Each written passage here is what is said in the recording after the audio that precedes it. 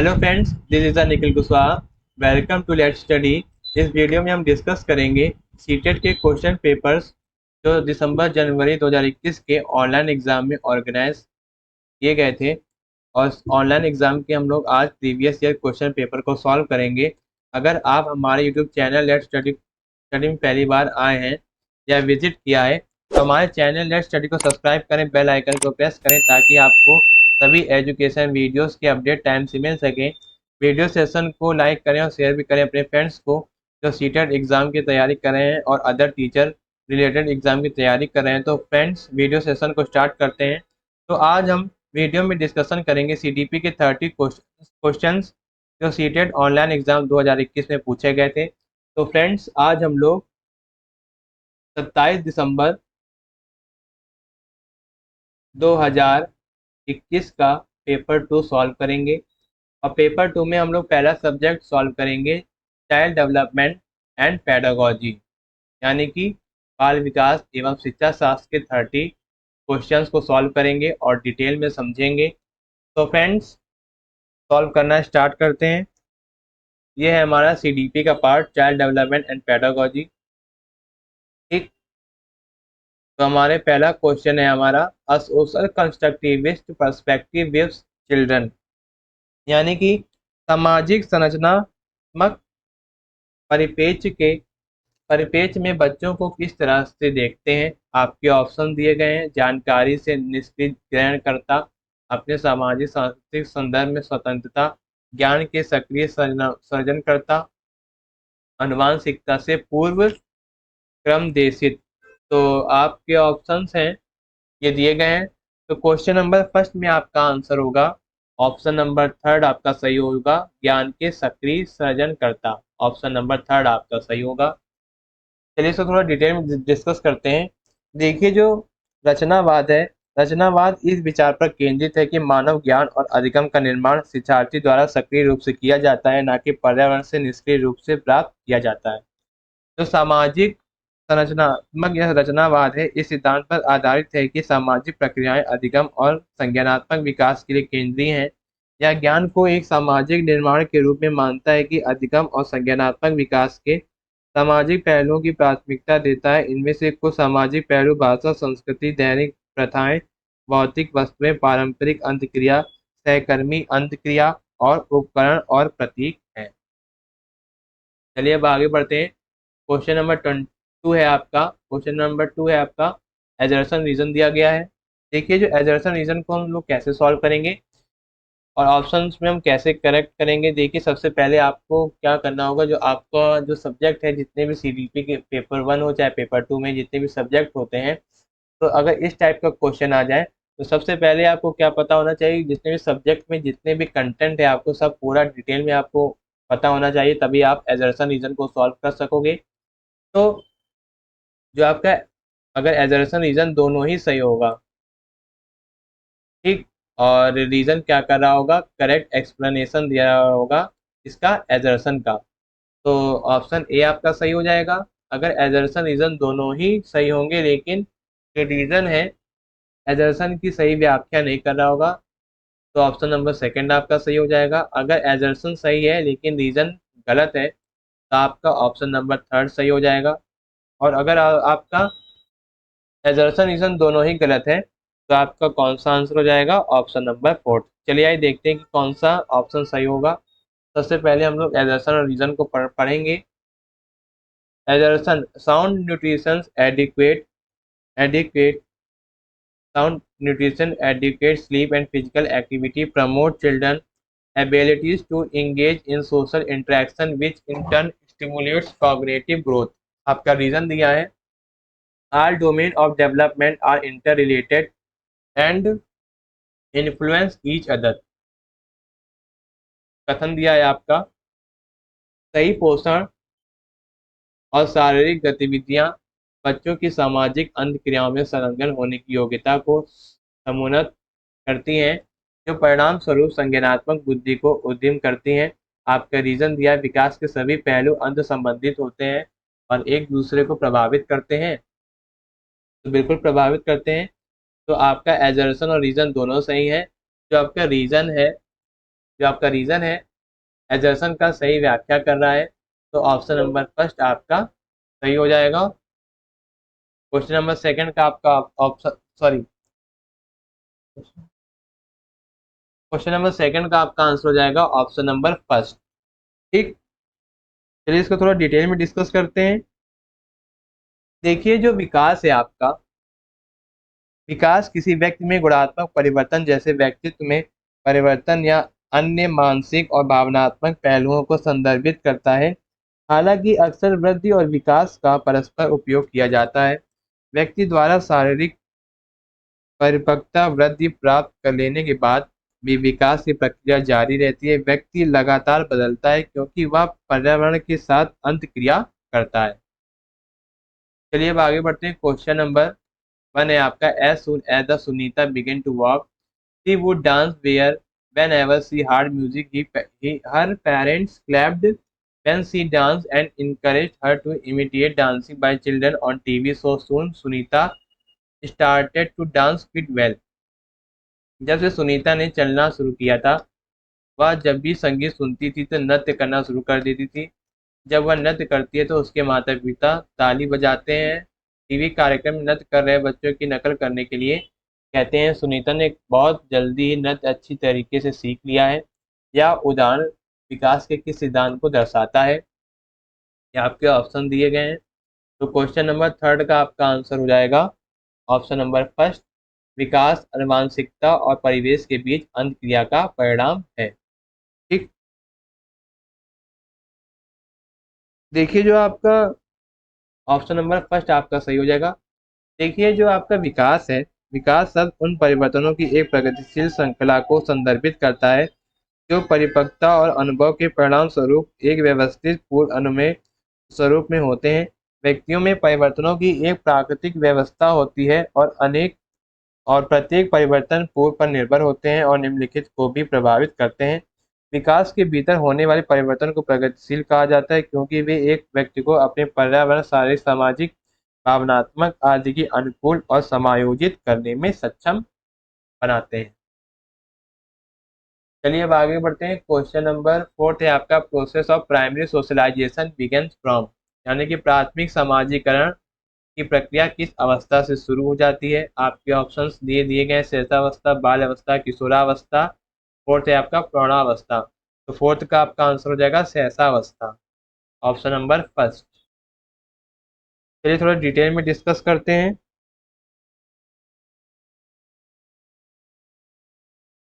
देखिए जो विकास है आपका, जो आपकी प्राथमिक समाजीकरण है, जो प्राथमिक समाजीकरण है आपका क्या है, किस अवस्था में हो जाएगा आपका? सहसावस्था में, यानी कि इन्फेंसी में।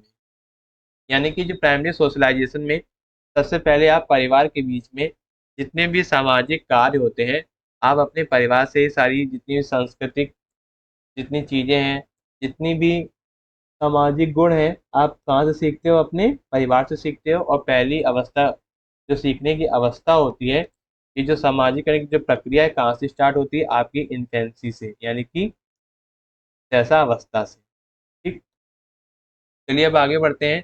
Pedagogical strategies based on the Jean पियाजे theory of cognitive development will, यानी कि जीन पियाजे के संज्ञानात्मक सिद्धांत पर आधारित शैक्षणिक तकनीक निम्न में से क्या करेगी? ये आपके ऑप्शन दिए हैं। तो क्वेश्चन नंबर फाइव का आपका आंसर हो जाएगा ऑप्शन नंबर सेकंड, पाठ्यक्रम को तैयार करते समय बच्चों की उम्र को ध्यान रखेगी। ठीक, तो क्वेश्चन नंबर फाइव का आपका आंसर हो जाएगा ऑप्शन नंबर सेकंड आपका सही हो जाएगा। चलिए इसको थोड़ा हम डिटेल में समझते हैं।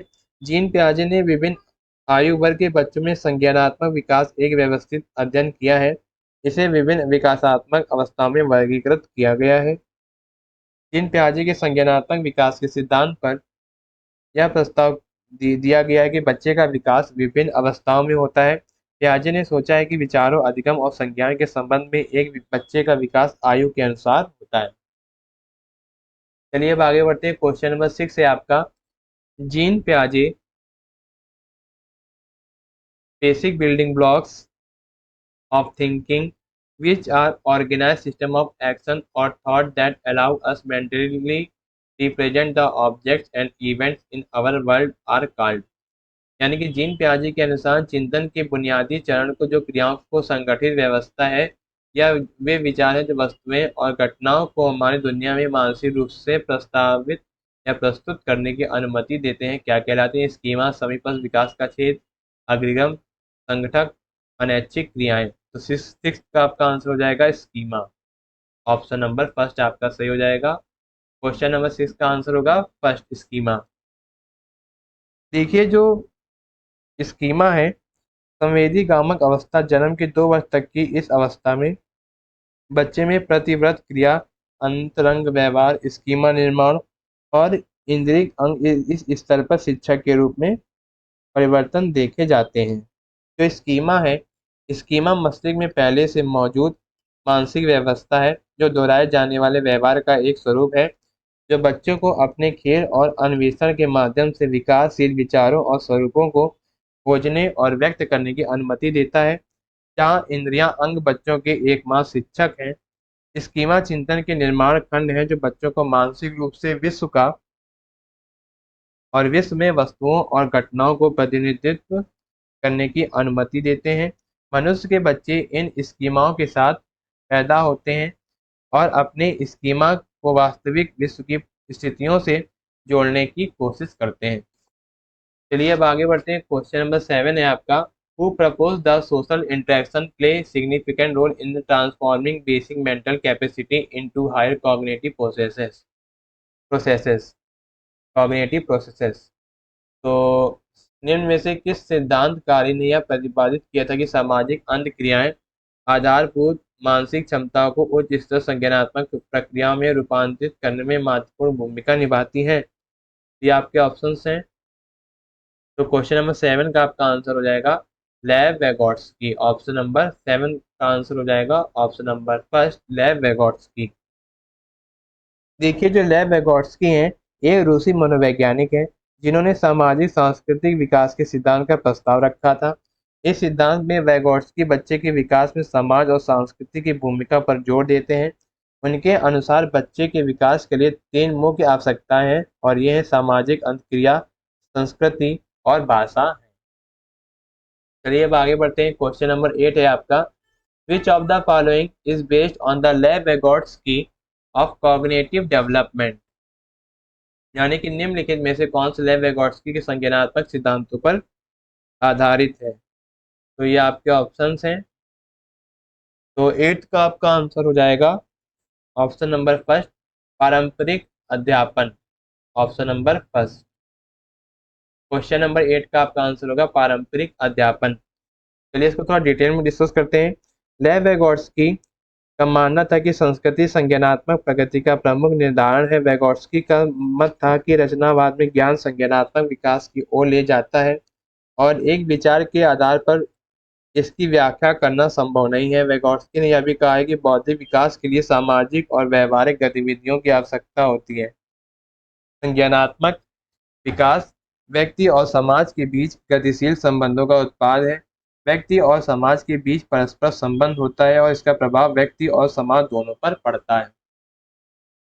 चलिए अब आगे बढ़ते हैं। क्वेश्चन नंबर 9 है आपका, according to Lawrence Kohlberg at which stage of moral reasoning is a child who reason that he's should obey the law as it is his duty as a citizen and if no one is allowed to steal even hens should not be allowed।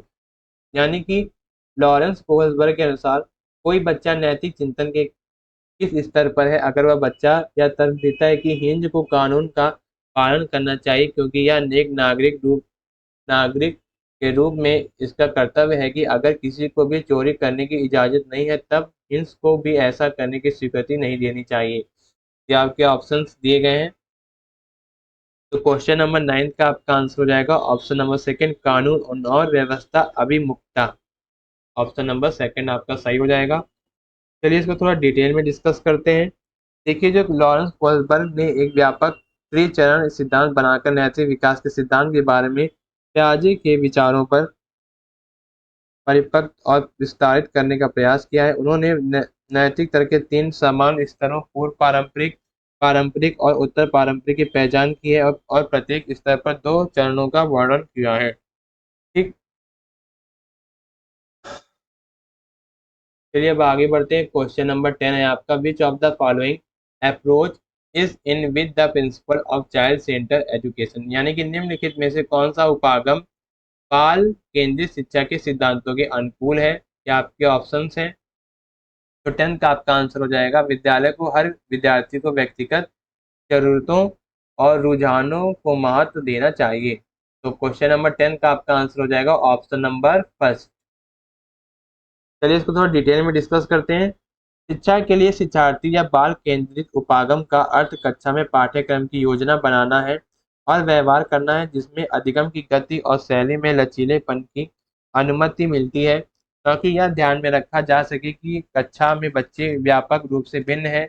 इसलिए यह पूरी कक्षा के लिए एक समान पाठ्यक्रम, एक समान शिक्षण सामग्री और गतिविधियां, एक समान समय और एक समान निर्देशनात्मक और मूल्यांकन रणनीतियों के मौजूदा अभ्यास से अलग अलग शिक्षण के लिए एक उपागम का सुझाव देता है। चलिए अब आगे बढ़ते हैं। क्वेश्चन नंबर 11 है आपका, which type of the intelligence is not proposed in Harvard gardener theory of multiple intelligence. अब आपको ये बताना है कि कौन सी बुद्धि प्रकार हार्वर्ड गार्डनर के बहुबुद्धि सिद्धांत में नहीं सुझाई गई है। देखिए, जो हार्वर्ड गार्डनर के अनुसार बहुबुद्धि सिद्धांत है, जो उन्होंने 8 अलग अलग प्रकार की बुद्धि शामिल की हैं, तो आपको ये बताना है कि उनमें से कौन सी उन्होंने सुझाई नहीं, तो सुझाई गई नहीं है। तो आपकी ऑप्शंस हैं। तो क्वेश्चन नंबर 11 का आपका हो जाएगा ऑप्शन नंबर 4, स्फटिकी बुद्धि। ठीक, यानी कि क्रिस्टलाइज इंटेलिजेंस, ऑप्शन नंबर 4 आपका सही हो जाएगा। चलिए इसको थोड़ा डिटेल में डिस्कस करते हैं। देखिए, जो हार्वर्ड गार्डनर है, उन्होंने क्या दिया था, बहुबुद्धि के सिद्धांत का प्रस्ताव रखा था। बहुबुद्धि के सिद्धांत में 8 अलग अलग प्रकार की बुद्धि हैं, जैसे दृश्य स्थानिक बुद्धि, शारीरिक शारीरिक गति संवेदी और संगीतात्मक, अंतर्व्यक्तित्व बुद्धि और व्यक्तित्व बुद्धि। ठीक। चलिए अब आगे बढ़ते हैं। क्वेश्चन नंबर 12 है आपका, which of the following is an effective pedagogical strategies to reduce the children gender stereotype and promoting gender equality, यानी कि इनमें से कौन सी शैक्षणिक तकनीक बच्चों में जेंडर रूढ़िवादिता को कम करने और जेंडर समानता को बढ़ावा देने वाली प्रभावशाली है। ये आपके ऑप्शंस हैं। तो क्वेश्चन नंबर 12 का आपका आंसर हो जाएगा, कक्षा में जेंडर पूर्वग्रहों पर चर्चा सुसाध्य करना। 12 का हो जाएगा आंसर ऑप्शन नंबर 4 आपका सही हो जाएगा। चलिए थोड़ा डिटेल में डिस्कस करते हैं।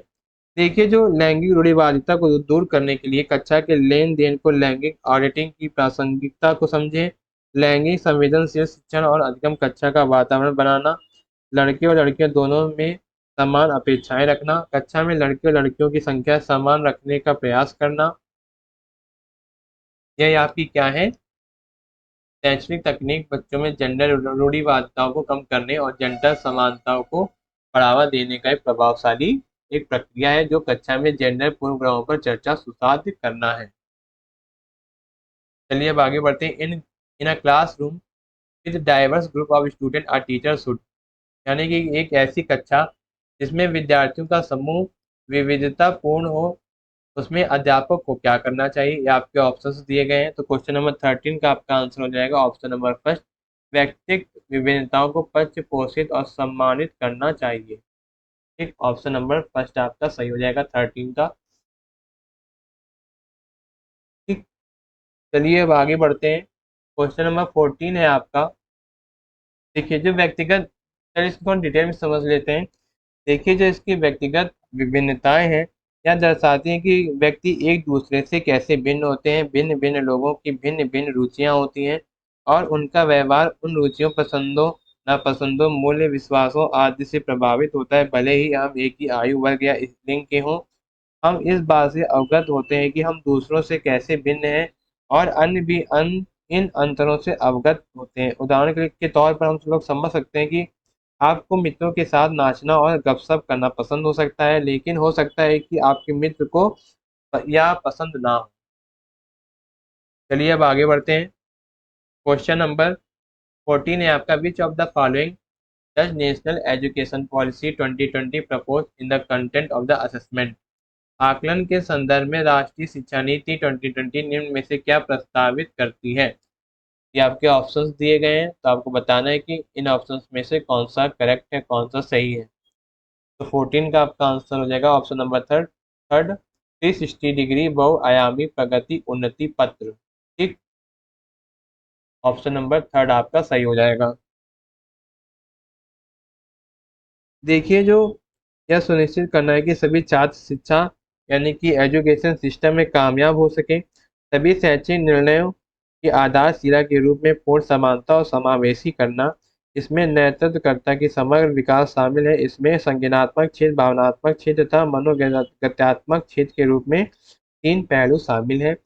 जो नेप 2020 के अनुसार एक अच्छा शैक्षणिक संस्थान वह है जिसमें प्रत्येक छात्र का स्वागत किया जाता है और देखभाल की जाती है, जहां तक सुरक्षित और प्रेरक अधिगम का माहौल मौजूद होता है, जहां अधिगम के अनुभवों की एक विस्तृत श्रृंखला पेश की जाती है, जहां सभी छात्रों के लिए अच्छा भौतिक बुनियादी ढांचा और सीखने के लिए उपयुक्त संसाधन उपलब्ध होते हैं।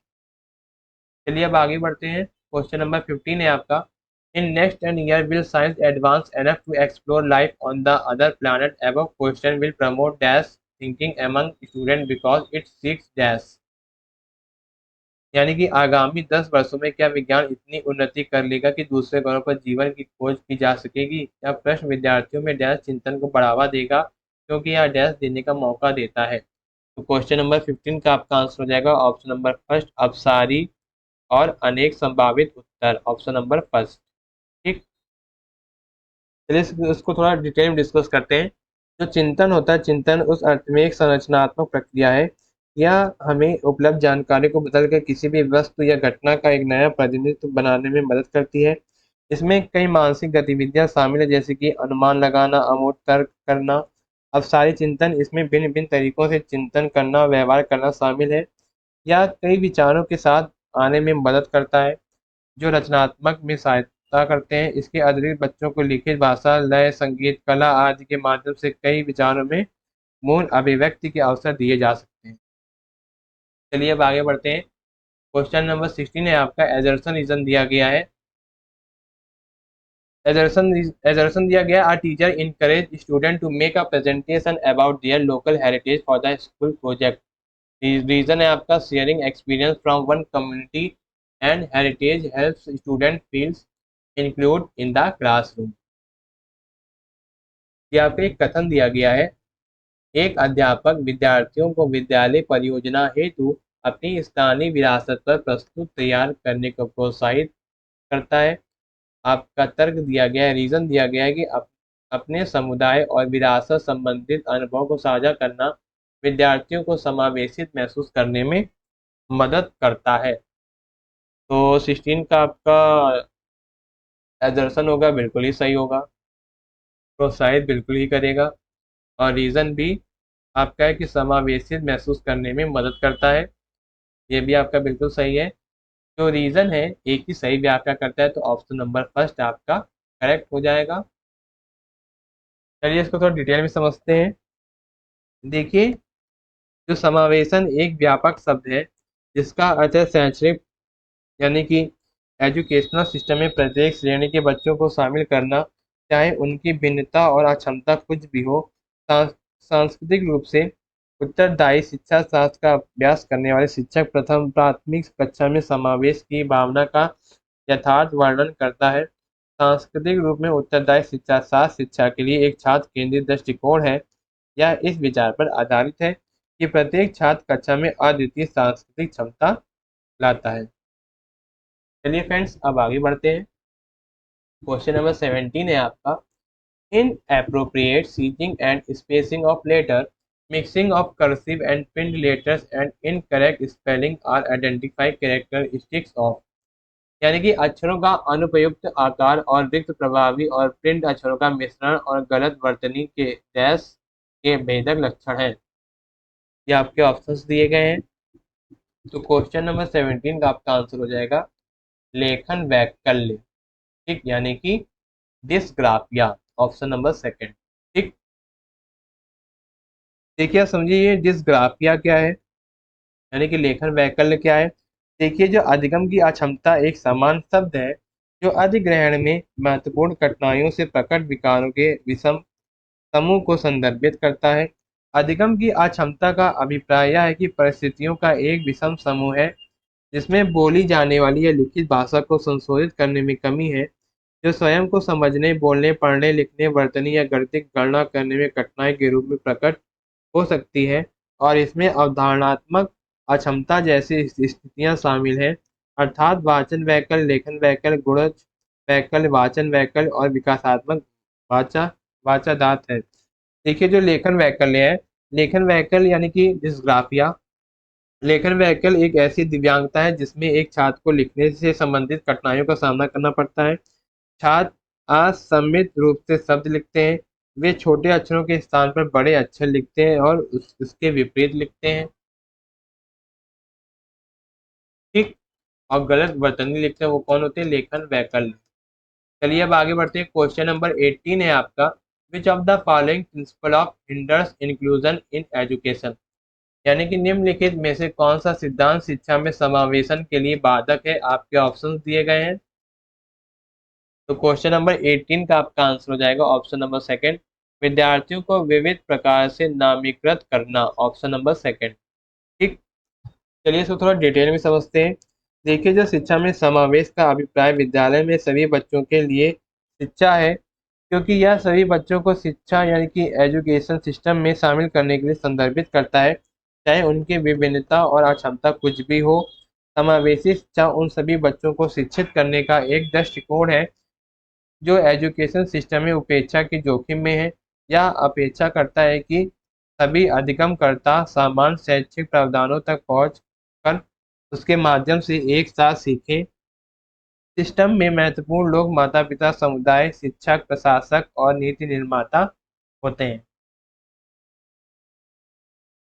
चलिए अब आगे बढ़ते हैं। हमारा नेक्स्ट क्वेश्चन है question number 19, student with visual impairment will be able to learn and communicate effectively if they are provided with. आपके ऑप्शंस दिए गए हैं। दृष्टिबाधित विद्यार्थियों को ऐसी क्या सुविधा दी जाएगी जिससे कि वे प्रभावशाली ढंग से सीख सकें और संप्रेषण कर सकें? तो क्वेश्चन नंबर 19 दिया गया है आपका, जिसमें संकेत भाषा का परीक्षण बिल्कुल गलत, ब्रेल भाषा का परीक्षण बिल्कुल सही, और पाठ्य सामग्री को वाचन में बदलने वाले सॉफ्टवेयर बिल्कुल सही। फर्स्ट सही है आपका, थर्ड सही है, और स्पर्शनीय यानी कि उभरी हुई मुद्रित सामग्री बिल्कुल सही, यानी कि इसमें सेकंड, थर्ड और फोर्थ आपका सही है। तो किस किस ऑप्शन में सही है? ऑप्शन नंबर फोर्थ में आपका सही है, सेकंड, थर्ड एंड फोर्थ। चलिए फ्रेंड्स, इसको डिटेल में थोड़ा थोड़ा डिस्कस करते हैं। देखिए, जो दृष्टिबाधित विद्यार्थी हैं, शब्द का प्रयोग केवल नेत्रहीन लोगों के लिए ही नहीं बल्कि कम दृष्टि वाले लोगों के लिए भी किया जाता है। शिक्षण अधिगम की प्रक्रिया में दृष्टिबाधित बच्चे दृष्टि या दृष्टि संबंधी किसी समस्या से पीड़ित होते हैं, लेकिन जब उन्हें सही परीक्षण या प्रशिक्षण उपकरणों के साथ सुविधा प्रदान की जाती है तो एक अच्छी साक्षरता क्षमता विकसित होती है। देखिए, जो दृष्टिबाधित अधिगमकर्ताओं के लिए शिक्षा सामग्री है, ब्रेल भाषा का परीक्षण, स्पर्शनीय उभरी हुई मुद्रित सामग्री, ऑडियो कैसेट और स्क्रीन रीडिंग सॉफ्टवेयर, ठीक। चलिए अब आगे बढ़ते हैं। क्वेश्चन नंबर 20 है आपका, which of the following will not be a characteristic of student with giftedness? यानी कि निम्नलिखित में से कौन सी मेधावी विद्यार्थियों की विशेषताएं नहीं है? ये आपके ऑप्शन दिए गए हैं। तो क्वेश्चन नंबर 20 का आपका आंसर हो जाएगा ऑप्शन नंबर फर्स्ट, परीक्षा मात्र की दृष्टि से अधिगम करता, ठीक। ये आपका ऑप्शन सही हो जाएगा, ऑप्शन नंबर फर्स्ट। चलिए इसको थोड़ा डिटेल में डिस्कस करते हैं। देखिए, जो मेधावी विद्यार्थी हैं, मेधावी विद्यार्थी वे हैं जो समान उम्र के अन्य लोगों की तुलना में बौद्धिक, रचनात्मक, कलात्मक नेतृत्व की गुणवत्ता या विशिष्ट शैक्षणिक विषयों जैसे क्षेत्रों में उच्च प्रदर्शन क्षमताओं का प्रमाण प्रदर्शित करते हैं।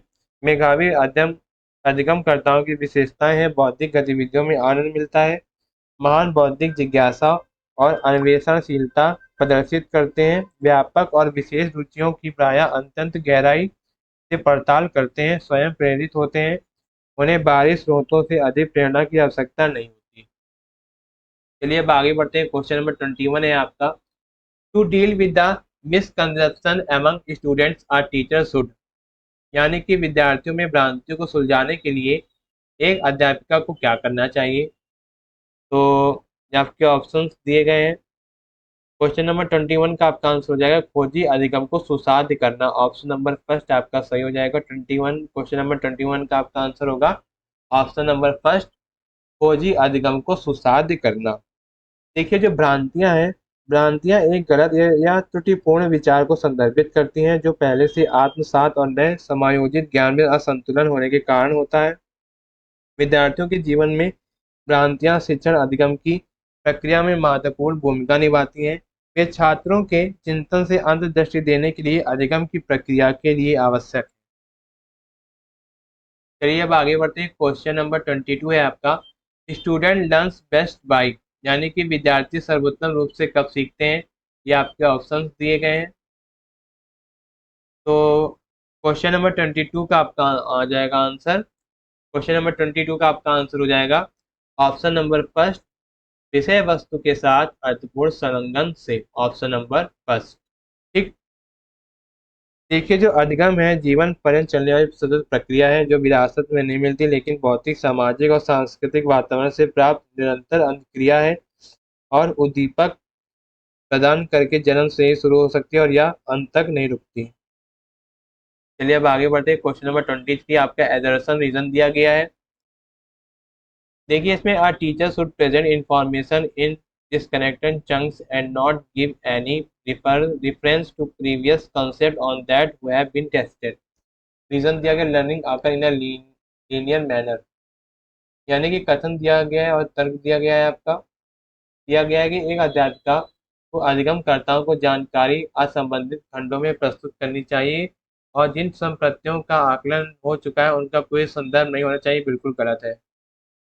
अधिगम एक रेखीय तरीके से होता है। बिल्कुल गलत। तो ऑप्शन नंबर फोर्थ आपका आंसर हो जाएगा 23 का फोर्थ आंसर। ठीक। क्वेश्चन नंबर 23 का आंसर हो जाएगा ऑप्शन नंबर फोर्थ, जिसमें एजर्सन रीजन दोनों ही गलत होंगे। चलिए इसको थोड़ा डिस्कस करते हैं डिटेल में। अधिगम को अनुभव और प्रशिक्षण द्वारा उत्पन्न व्यवहार या व्यवहार क्षमता में किसी भी अपेक्षाकृत स्थायी परिवर्तन के रूप में परिभाषित किया जा सकता है। अधिगम व्यक्ति के व्यवहार और व्यक्तित्व को संशोधित करता है। इसमें वे सभी अनुभव शामिल हैं जो एक व्यक्ति को जीवन भर प्राप्त होते हैं। चलिए अब आगे बढ़ते हैं। क्वेश्चन नंबर 24 है आपका, which of the following is effective in enhancing trust in student teacher relationship, यानी कि विद्यार्थी अध्यापक के रिश्ते में विश्वास बढ़ाने के लिए निम्न में से कौन सा विकल्प प्रभावशाली है। ये आपके ऑप्शंस दिए गए हैं। तो आपको बताना है इन ऑप्शंस में से कौन सा सही होगा। कि विद्यालय अध्यापक के रिश्ते में विश्वास बढ़ाने के लिए निम्न में से कौन सा विकल्प प्रभावशाली है। तो 24 का आपका आंसर हो जाएगा अध्यापक का विद्यार्थियों को बिना किसी शर्त को अपनाने का रवैया। 24 का आंसर हो जाएगा ऑप्शन नंबर फर्स्ट। देखिए जो शिक्षक और छात्र के बीच अच्छे और स्वस्थ संबंध से शैक्षणिक उद्देश्यों को प्राप्त किया जा सकता है। प्रत्येक शिक्षक को अपने छात्रों के प्रति प्रेम और स्नेह रखना चाहिए। छात्र के उल्लेखनीय, जैसे हमारे बीच में, आपके और हमारे बीच में है, छात्र के उल्लेखनीय प्रदर्शन का विकास छात्रों के अच्छे व्यवहार से होता है। शैक्षणिक लक्ष्यों और शैक्षणिक आवश्यकताओं पर केंद्रित छात्रों के साथ संबंध बनाए रखना और शिक्षक की जिम्मेदारी होती है। चलिए अब आगे बढ़ते हैं। क्वेश्चन नंबर 25 है आपका, which of the following emotion will be experienced by a student when he focused on the lack of controllability and negative outcome value of an activity, यानी कि जब एक विद्यार्थी किसी क्रियाकलाप के नकारात्मक परिणाम, मूल्य और नियंत्रण की कमी पर केंद्रित रहता है तब उसे किस भाव का एहसास होगा। या आपके ऑप्शन है गर्व, आशा, आनंद और दुश्चिता। ठीक। तो 25 का आपका आंसर हो जाएगा ऑप्शन नंबर फोर्थ, सकारात्मक। देखिए जो दो दुश्चिंता, ऑप्शन नंबर फोर्थ आपका आंसर होगा। 25 का फोर्थ आंसर होगा। देखिए वातावरण में कई व्यक्तियों और वस्तुओं के साथ व्यवहार करते समय कई संवेग होते हैं। वे नकारात्मक जैसे भय और दुनिश्चय या सकारात्मक जैसे आनंद और प्रेम हो सकते हैं। जो दुश्चिंता मन में दर्दनाक बेचैनी की स्थिति होती है। चिंता के दौरान एक अस्पष्ट भय या आशंका उत्पन्न होती है। इसलिए हम कह सकते हैं कि एक छात्र द्वारा दुश्चिंता दुश्चिंता का अनुभव तब होगा जब वह किसी गतिविधि के नियंत्रणहीनता या नियंत्रण की कमी पर केंद्रित रहता है, तब उसे इस भाव का एहसास होता है, यानी कि एनेक्सिटी। इसको हम घबराहट भी कह सकते हैं। देखिए क्वेश्चन नंबर 26 है आपका। Which of the following strategy support students motivation to learn. निम्न में से कौन सी तकनीक विद्यार्थियों की अधिगम अभिप्रेरणा को बढ़ावा देती है? ये आपके ऑप्शंस दिए गए हैं, आपको बताना है ऑप्शंस के अकॉर्डिंग कि निम्न में से कौन सी तकनीक है जो विद्यार्थियों को अधिगम अभिप्रेरणा को बढ़ावा देती है।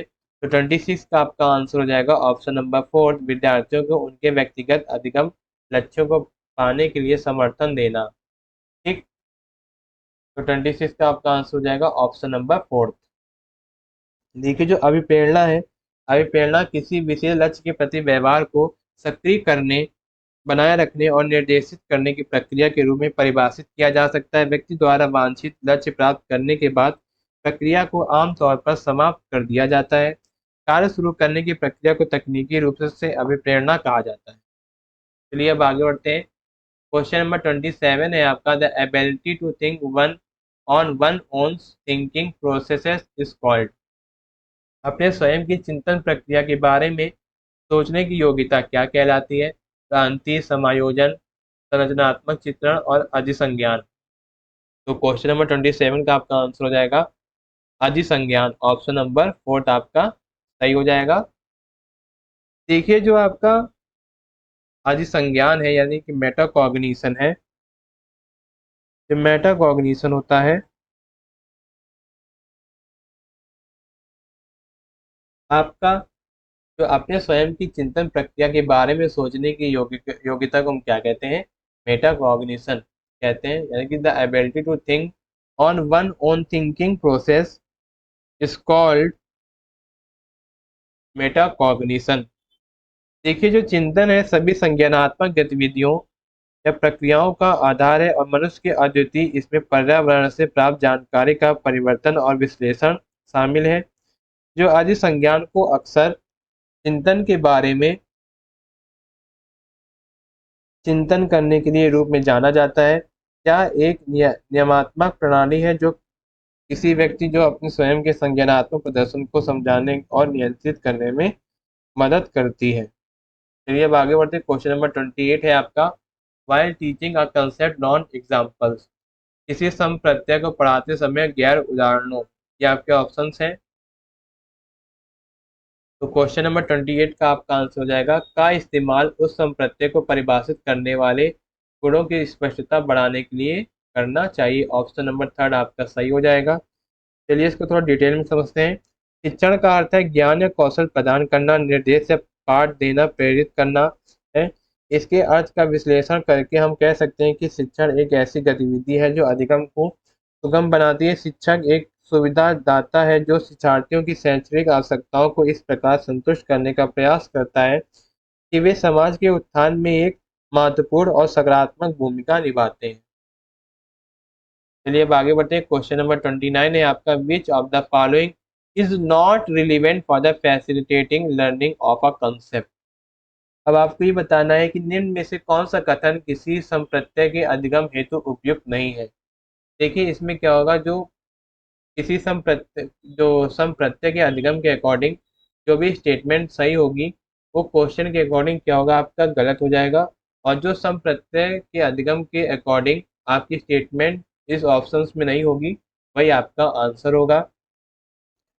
तो उस संप्रत्यय के बारे में विद्यार्थियों के पूर्व ज्ञान को खोजना चाहिए। हाँ बिल्कुल खोजना चाहिए, ये बिल्कुल सही है संप्रत्यय के अधिगम के अनुसार। लेकिन नहीं, इस क्वेश्चन में क्या दिया गया, नहीं, नॉट। ये आपका ऑप्शन गलत हो जाएगा। नई जानकारी का विवेचनात्मक विश्लेषण और वर्गीकरण करना बिल्कुल सही, बट क्वेश्चन के अकॉर्डिंग नहीं लगा है तो आपका ऑप्शन गलत हो जाएगा। जानकारी को विद्यार्थियों के सामाजिक संदर्भों से जोड़े बिना प्रस्तुत करना, यह आपका बिल्कुल मैच नहीं करेगा। बट क्वेश्चन में नहीं दिया गया है, यही आपका आंसर होगा, यानी कि जानकारी को विद्यार्थियों के सामाजिक संदर्भ से जोड़े बिना प्रस्तुत करना। सम प्रत्यय को विविध परिप्रेक्ष्यों से समझना बिल्कुल सही है, बट क्वेश्चन के अकॉर्डिंग आपका ये ऑप्शन गलत हो जाएगा। तो क्वेश्चन नंबर 29 का आपका आंसर होगा ऑप्शन नंबर थर्ड। ठीक, चलिए इसको थोड़ा डिटेल में डिस्कस करते हैं। जो अधिगम है, अधिगम को अनुभव के कारण व्यवहार में अपेक्षाकृत स्थायी परिवर्तन के रूप में परिभाषित किया जा सकता है। इसी प्रकार यदि व्यवहार में परिवर्तन अस्थायी है या वृत्ति या परिपक्वता के कारण, तो यह अधिगम नहीं है। अधिगम की प्रमुख विशेषता अनुभव है। अभ्यास या अनुभव के अभाव में व्यवहार में कोई परिवर्तन अधिगम के योग्य नहीं है। संप्रत्यात्मक अधिगम या संप्रत्यय अधिगम है। यह अधिगम उस प्रकार का अधिगम है जिसमें शिक्षार्थी समस्या से संबंधित सभी पहलुओं को समाहित करता है। वे विश्लेषण, अवलोकन आदि द्वारा समस्याओं के पीछे के तर्क को प्राप्त करता है। तो फ्रेंड्स, ये 27 दिसंबर 2021 का पेपर 2 का टीडीपी का ये लास्ट क्वेश्चन है, question number 30। A teacher is planning to facilitate discovering learning among our student for their purpose she should. एक अध्यापिका अपने विद्यार्थियों में खोज अधिगम को सुसाध्य करना चाहती है। इसके लिए इस अध्यापिका को क्या करना चाहिए? आपके ऑप्शंस दिए गए हैं। तो आपको बताना है कि एक अध्यापिका अपने विद्यार्थियों में खोजी अधिगम को सुसाध्य करना चाहती है। इसके लिए उस अध्यापिका को क्या करना चाहिए? तो क्वेश्चन नंबर 30 का आपका आंसर हो जाएगा ऑप्शन नंबर थर्ड। आवश्यकता पूर्ण मार्गदर्शन के साथ स्वयं निर्देशित प्रयोग को सुसाध्य करना चाहिए। 30 का क्या हो जाएगा? Option number third. चलिए इसको थोड़ा डिटेल में डिस्कस करते हैं। देखिए, जो अधिगम है, अधिगम जीवन पर चलने वाली एक सतत प्रक्रिया है जो विरासत में नहीं मिलती है, लेकिन भौतिक, सामाजिक और सांस्कृतिक वातावरण में प्राप्त निरंतर अंतक्रिया है और उद्दीपक प्रदान करके जन्म से शुरू हो जाती है। खोज अधिगम एक प्रकार का अधिगम है जिसमें छात्र अपने संज्ञान के माध्यम से समस्या के लिए सही दृष्टिकोण ढूंढकर सीख सकते हैं। उदाहरण के तौर पर हम लोग समझ सकते हैं कि भ्रमण पर जाते समय पौधों के प्रकार का पता लगाना, यही आपका क्या है? खोज अधिगम है। खोज अधिगम की कुछ विशेषताएं हैं। खोजी अधिगम छात्राओं को गंभीर रूप से सोचने में मदद करता है। बच्चे चीजों को देखकर सीखते हैं और फिर समस्या के बारे में एक संश्लेषण करते हैं। यह शिक्षक केंद्रित न होकर बाल केंद्रित शिक्षा पर आधारित है। खोज अधिगम समस्या के आदेश को अवधारणात्मक रूप से बनाने में मदद करता है। तो फाइनली फ्रेंड्स, हमारे 27 दिसंबर 2021 के पेपर 2 के सीडीपी के 30 क्वेश्चंस यहीं पर ही ख़त्म होते हैं, फिनिश होते हैं। आई होप आपको वीडियो पसंद आया होगा, डिस्कशन पूरा पसंद आया होगा। इस क्वेश्चन पेपर को हमने बहुत ही डिटेल में डिस्कस किया है और यह पेपर इम्पॉर्टेंट है जो लोग सभी टीचिंग एग्जाम से रिलेटेड उनकी तैयारी कर रहे हैं, जिसमें child development and pedagogy subject पूछा जाता है, यानी कि बाल विकास एवं शिक्षा शास्त्र विषय पूछा जाता है। जो लोग टीचिंग से रिलेटेड टीचिंग एग्जाम की तैयारी कर रहे हैं, तो वीडियो को लाइक करें और शेयर भी करें अपने फ्रेंड्स को।